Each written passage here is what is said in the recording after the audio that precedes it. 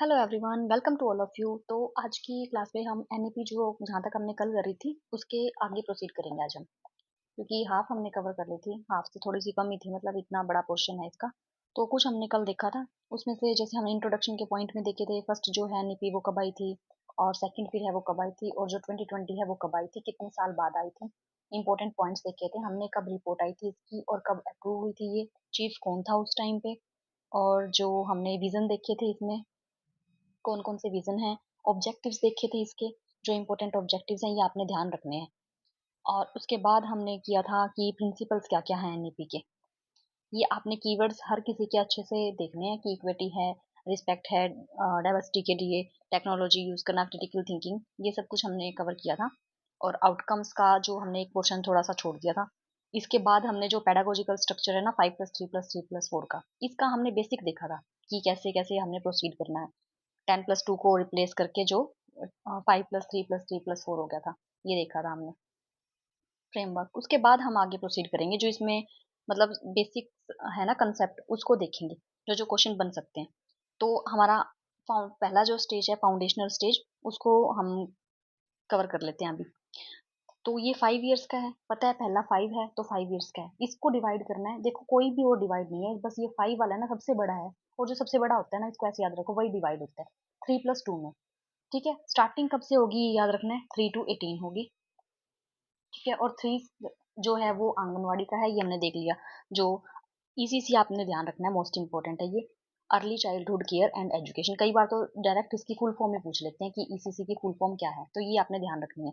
और इसका main M है वो क्या है, होलिस्टिक डेवलपमेंट करवाना चाइल्ड की। होलिस्टिक मतलब कंप्लीटली 360 डिग्री, हर कहीं से, ऐसे नहीं है किताबी कीड़ा बना दिया, हर कहीं से, चाहे वो फिजिकल है, मेंटली है, उसका इमोशनली है, हर जगह से उसका डेवलपमेंट करवाना। उनको जो ईसीसी टीचर हैं उनको आंगनवाड़ी में ट्रेंड किया जाता है। तो ये मेन पॉइंट है इसके, teachers with qualification of 10+2 and above, इनका एक 6 मंथ सर्टिफिकेट प्रोग्राम बनता है। उसके बाद है कि टीचर्स विद लोअर एजुकेशन, जिनका कम होता है उनका जो डिप्लोमा है वो 1 ईयर का बनता है। उसके बाद ये हमने अभी किया है 3 to 6 है, इसमें प्री प्राइमरी है और क्लास 1 2 है, ये 6 एज भी आपने अच्छे से ध्यान रखनी है। देखो 3 से स्टार्ट होगी एज, तो 3 to 6 होगी आंगनवाड़ी की, 6 to 8 होगी 1 क्लास 1 एंड क्लास 2। जो 9 से स्टार्ट होगी ना वो अब हमारी आएगी फाउंडेशनल स्टेज के बाद, जो नेक्स्ट स्टेज आएगी उसमें। तो ये अर्ली चाइल्डहुड केयर दे रखा है कि इसमें जो फॉर्मेट जो एजुकेशन है ना उसमें क्या क्या है। डेवलपमेंट, क्यूरियोसिटी डेवलप करना, लॉजिकल थिंकिंग डेवलप करना, आर्ट क्राफ्ट एंड म्यूजिक, मतलब हर हर चीज में उसको डेवलप करवाना, टीम वर्क करवाना, कोलेब्रेशन करवाना, play based discovery based learning करवाना, एथिक्स सिखाना उसको, सेल्फ आइडेंटिटी सिखाना कि आप खुद के लिए कितने इंपॉर्टेंट है, एटिक्यूट्स सिखाना, बिहेवियर में उसके चेंज लेके आना, ये सब कुछ डेवलप करवाना है इसी में। उसके बाद है प्रिपरेटरी स्टेज। ठीक है, क्योंकि हमारी एफपीएमएस था ना, फाउंडेशनल, प्रिपरेटरी, मिडल और सेकेंडरी, ये 5 3 3 4, तो ये 3 इयर्स का है। 8 इयर्स तो हमारे यहाँ पर हो गए थे, 9 to 12, 9 10 11। ठीक है, ये ईयर्स आएंगे इसमें। इसमें आइए क्लास थर्ड, सेकेंड क्लास तक हो गया था, class third fourth and fifth, इसमें एग्जाम स्टार्ट हो जाएंगे आपके। ये जो मेन पॉइंट है ना जो हाईलाइट करने वाले हैं, ये आपने ध्यान रखना है कि एग्जाम कब स्टार्ट होंगे, इसमें प्रिपरेटरी स्टेज में स्टार्ट होंगे। एक्टिविटी बेस्ड लर्निंग होगी इसमें, एक्टिविटी करवा के उनको सिखाएंगे। जैसे फॉर एग्जाम्पल देखो यहाँ पे दिखा रखे हैं, कलर ब्लॉक्स ले लिए, उसमें 3 कलर ब्लॉक ब्लॉक यहाँ पे रख दिए, एक और रख दिया, फिर उसको काउंट करने को कहो कि ये टोटल कितने हो गए। उसके बाद ये यहाँ पे 4 आएगा टोटल करेंगे तो इसमें, और फिर 3 और रख दिए, 2 उसमें ऐड कर दिए, एक और ऐड कर दिया, फिर उससे पूछो कि ये कितने हो गए, बजाय इसके कि आप उसको सीधा सिखाओ। 3 में अगर हम 2 जोड़ेंगे तो 5 होगा, बजाय इसके आप उसको एक्टिव करवाओ, एक्टिविटी में आप उसको एंगेज करवाओ, ताकि वो सीख पाए। किसी भी चीज से कर सकते हो आप, जैसे 2 पेन रख दिया आपने, फिर उससे पूछा, एक और रख दिया आपने उसके साथ में, फिर उससे पूछा कितने हो गए। अब कोई भी चीज आपके पास अवेलेबल है ना, तो वो चीज़ आपने देखनी है, वो उसको आपने प्रोवाइड करवानी है, और फिर उसके थ्रू आपने उसका जो डेवलपमेंट है वो करवाना है, मतलब कोई भी चीज़ आप सिखा रहे हो उसको उसका। फिर नेक्स्ट में आ जाता है अपना मिडिल स्टेज। मिडिल स्टेज भी 3 का है, 5 12 13 और 14, इसमें एज ग्रुप ये इंक्लूड होंगे। इसमें आ जाएगी क्लास 6 7 एंड 8। और ये आपने मोस्ट इंपॉर्टेंट है, इसमें ध्यान रखना है, basic coding and vocational education है ना, वो इसमें स्टार्ट हो जाती है। ये क्वेश्चन मैंने कई बार देखा है, वोकेशनल एजुकेशन कौन सी स्टेज है उसमें स्टार्ट होती है, तो ये मिडिल एज है ना, इसमें स्टार्ट होती है। One of the Indian languages to be taught at this stage, for example Sanskrit, कोई भी एक लैंग्वेज है वो ऑप्शनल है, वो सिखा सकते हो आप उसको, जैसे संस्कृत होगी ये उसके सब्जेक्ट्स में इंक्लूड कर सकते हो। 10 days internship program will run with local vocational experts such as carpenter, gardeners, porters. मतलब 10 days का ये बैग फ्री डे भी बोलते हैं इसको। जो इंटर्नशिप प्रोग्राम है ना वो चलवाओगे, जो भी वोकेशनल एक्सपर्ट है, कोई भी जिसका कारो मतलब काम है, जैसे कारपेंटर हो गया, गार्डनर हो गया, पोर्टर्स हो गए, उनके साथ उनका प्रोग्राम चलाएंगे 10 days के लिए। तो ये मिडल स्टेज में है। उसके बाद अपनी लास्ट जो स्टेज है वो है सेकेंडरी स्टेज, जो हाईएस्ट है। ठीक है, 4 years की है, 15 16। हमने स्टार्टिंग 3 से की थी ना, और देखो 18 पे पहुंच गए हैं। 15 16 17 एंड 18 ये एज ग्रुप इसमें इंक्लूडेड है। क्लास आ गई 9th 10th 11th 12th। Board exams for 10th and 12th will be continued. Board exam देखो, पहले तो 5th में, 8th में, 10th में और 12th में बोर्ड होता था, फिर 5th का भी काट दिया, 8th का भी काट दिया, अब 10th और 12th है ना जो, उसी में सिर्फ बोर्ड है। तो ये ध्यान रखना आपने कि बोर्ड जो एग्जाम है वो कब इंट्रोड्यूस होंगे, सेकेंडरी स्टेज में, क्योंकि 10th और 12th उसी टाइम पे आ रही है। तो उसके बाद वोकेशनल एजुकेशन थी हमारी मिडल में। ठीक है, और जो सेकेंडरी स्टेज है उसमें है हमारे बोर्ड एग्जाम कंटिन्यू कर रहे हैं। Student will be given a second chance at boards to improve their score. ऐसे नहीं है कि एक बार उसके अगर स्कोर नहीं बना तो वो फेल हो जाएगा, नहीं, फेल नाम की तो कोई चीज है ही नहीं। उसको एक और मौका देंगे, सेकंड चांस देंगे बोर्ड्स में, ताकि वो इंप्रूव कर पाए। There will be no hard separation among arts. जैसे पहले तो ये होता था, आर्ट्स, किसी ने आर्ट्स ले ली तो ऐसे सोचते थे इसको तो कुछ नहीं आता, मतलब ये पढ़ाई में वीक है। जिसने साइंस ले ली या मेडिकल ले ली उसको तो ऐसे सोचते थे पता नहीं ये तो कितना इंटेलिजेंट है भाई, ये तो डॉक्टर बनेगा। ऐसा कुछ भी नहीं है। अब ये इन्होंने इसलिए खत्म किया है क्योंकि ना वो, मतलब चाहे स्टूडेंट कैसा भी हो स्टडीज में, लेकिन उसको ये हो जाता था नहीं तो मतलब अगर उसने आर्ट्स ले ली ना तो उसके माइंड में पहले ऐसे रहता था अगर आर्ट्स ले ली तो सारे ये कहेंगे इसको तो कुछ नहीं आता। तो ये जो सेपरेशन है ना इसको हटा दिए। कॉमर्स साइंस स्ट्रीम में इनमें कोई सेपरेशन नहीं है सच। उसके बाद जो ये जो इन एग्जामिनेशन में रिफॉर्म हुआ है ना, ये सबसे बेस्ट है। कि जो बोर्ड एग्जाम पहले ऐसे होता था बहुत ही मुश्किल पेपर आएगा, उनको इजियर बना रहे हैं ताकि बच्चे के माइंड पे ना बर्डन ना रहे कि तुमने पढ़ना है, पेपर आगे, बोर्ड आगे, पढ़ना है, बोर्ड आगे। जितना डर आपने देखा होगा, जितना खौफ पहले था ना बच्चों में बोर्ड एग्जाम्स को लेके, उतना अब नहीं है। Viable models to be explored. हर मतलब जो भी स्टडी होगी ना उसमें अलग अलग टाइप के मॉडल्स यूज करेंगे ताकि उनकी जो अंडरस्टैंडिंग है ना वो और डेवलप हो सके। ऑब्जेक्टिव टाइप और डिस्क्रिप्टिव टाइप, 2 टाइप के एग्जाम हो गए हैं। उसके बाद है गाइड, जो भी गाइडलाइन है ना वो प्रोवाइड करवाएंगे एनसीईआरटी, एससीईआरटी या बोर्ड ऑफ असेसमेंट।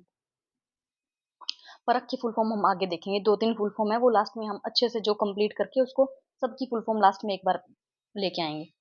उसके बाद है teachers to be prepared for a transformation in the system by, जो मतलब असेसमेंट सिस्टम है ना उसको भी और इलेबोरेट किया गया है। अलग अलग तरीके से असेस करेंगे स्टूडेंट्स को। उसके बाद जो भी बोर्ड है वो ये इंश्योर करेगा कि जो एकेडमिक स्टैंडर्ड्स है ना वो उनमें इक्विवेलेंसी आ सके। ये परख नेशनल सेंटर ये उसी का ही, इसी का ही पार्ट है। उसके बाद 3 लैंग्वेज फार्मूला, ये भी आपने काफी बार सुना होगा, काफी फेमस हो जाता है। 3 लैंग्वेज फार्मूला है जो, ये है the medium of instruction until at least grade 5 but preferably till grade 8 and beyond. मतलब grade 5 तक तो है ही है कि मीडियम ऑफ इंस्ट्रक्शन है वो उसकी होम लैंग्वेज रहेगी, लेकिन अगर प्रेफर करें ना तो उसको grade 8 तक भी लेके जा सकते हैं। लेकिन जो मेन है ना वो grade 5 तक है। ये ध्यान रखना आपने कहाँ तक है ये पूछ लेते हैं। तो जो grade 5 तक है वो उसकी लोकल लैंग्वेज है या मदर टंग है, उसमें उसको जो स्टडीज हैं वो करवाएंगे।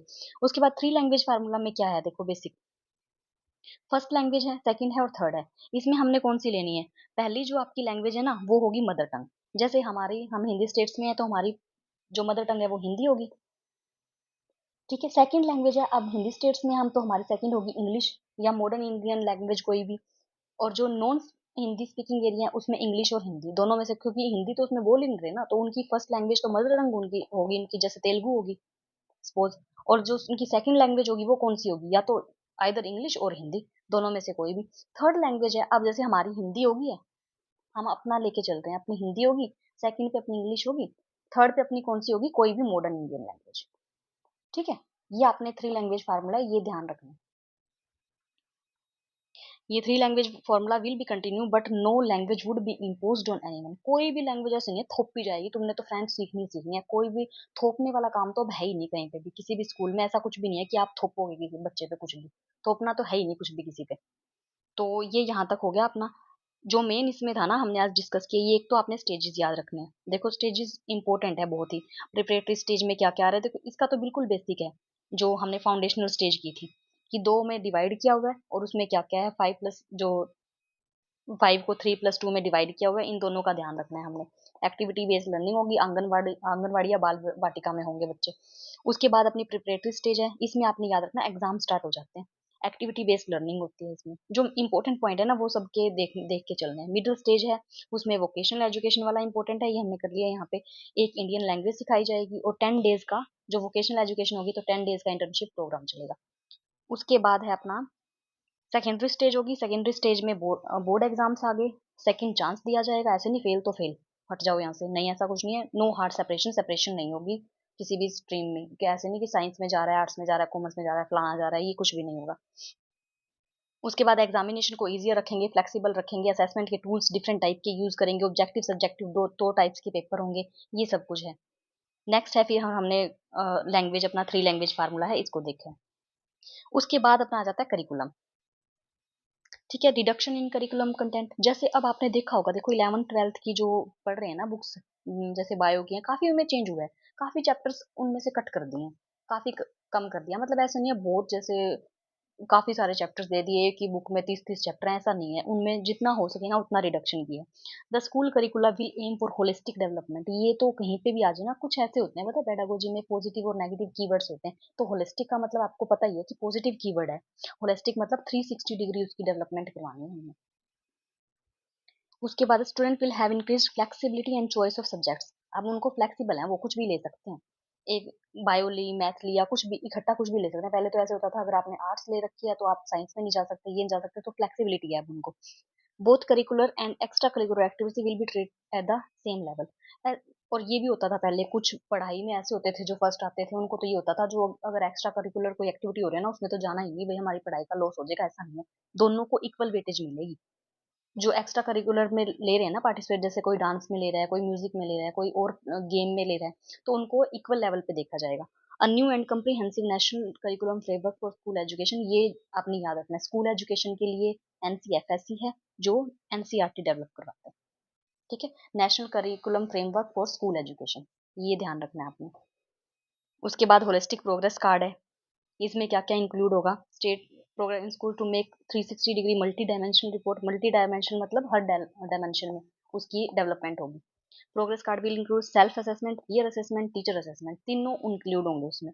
Cards to reflect the progress and uniqueness of learner in cognitive, affective, socio emotional and psychomotor domains, मतलब हर किसी में ऐसे नहीं है जैसे उसके नंबर ही नंबर दिखा दिए, 50 में से 40 आए, 50 में से 45 आए, 50 में से 60 आए, हर चीज में उसकी डेवलपमेंट दिखाएंगे कि कॉग्निटिवली ये कैसा है, अफेक्टिव किसकी, इमोशनल तरीके से उसकी कैसी डेवलपमेंट है, सब कुछ दिखाएंगे। इंक्वायरी बेस्ड लर्निंग होगी, जो भी जैसे क्विजेज हैं, रोल प्लेज हैं, इन सबको रिपोर्ट कार्ड में इंक्लूड किया जाएगा। Holistic progress card will include parents in their children's education, parents की इन्वॉल्वमेंट भी होगी। AI based software to be develop to help track growth reports through school years and help student make optimal career choices, तो ये जो नया point add हुआ है कि एआई बेस्ड सॉफ्टवेयर भी डेवलप करवाएंगे ताकि जो उनको कैरियर चॉइसेस बता सके कि अच्छा इसकी डेवलपमेंट ऐसे है तो ये आगे किस चीज में अपना फ्यूचर कर सकता है, कैसे करियर बना सकता है, तो ये सब चीजें भी इंक्लूड होंगी। उसके बाद ये इंक्लूसिव एजुकेशन से जो हमारा रह जाता है ना, ये हम नेक्स्ट में कवर करेंगे।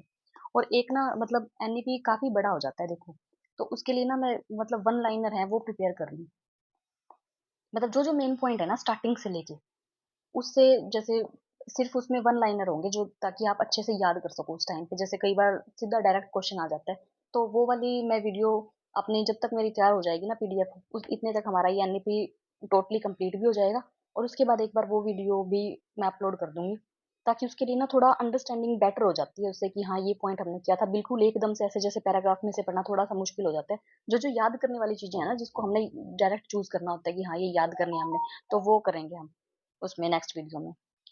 आई होप ये समझ आ गया होगा आपको, अगर किसी का कोई भी डाउट रह जाता है तो you can ask in comment section. Thank you, bye.